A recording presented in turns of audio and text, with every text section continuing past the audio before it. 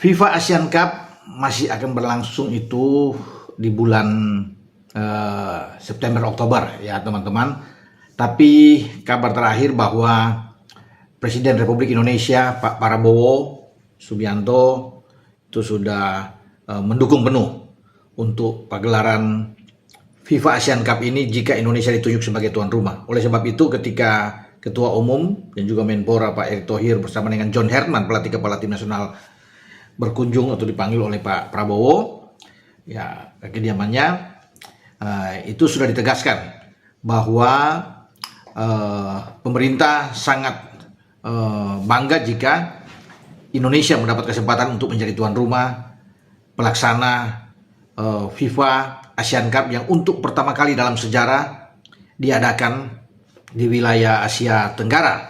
Nah, Indonesia kan menjadi kandidat kuat untuk menjadi tuan rumah, tapi untuk menuju ke sana memang perlu untuk ada surat. Makanya Pak Presiden akan menyurat ke FIFA juga untuk memastikan bahwa Indonesia siap menjadi tuan rumah jika benar-benar FIFA mengumumkan itu, karena belum secara resmi kan diumumkan oleh FIFA.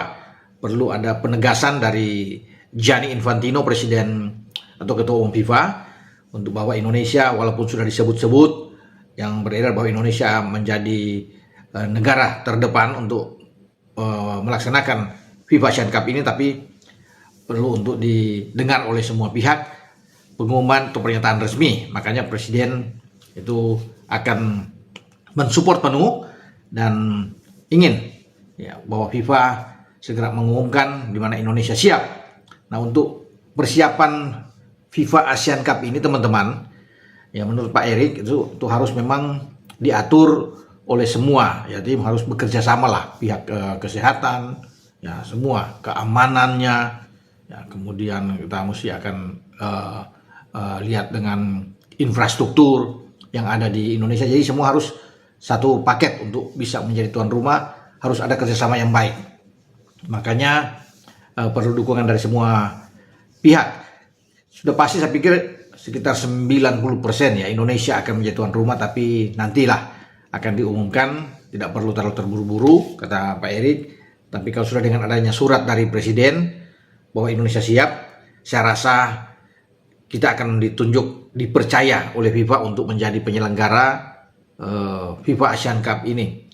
Itu nantinya akan diikuti oleh negara-negara di Asia Tenggara, plus ada beberapa negara undangan. Ya misalnya mungkin Cina, bisa India akan diundang untuk melengkapi format yang mungkin ada 12 negara yang bisa sama-sama ikut. Tinggal diatur format, dibagi dalam beberapa grup, mungkin 3 grup, dan akan diambil lagi format selanjutnya yang akan diatur oleh FIFA. Ya, yang pasti kita berharap bahwa Indonesia dipercaya, maka John Herman akan mempersiapkan tim yang kuat.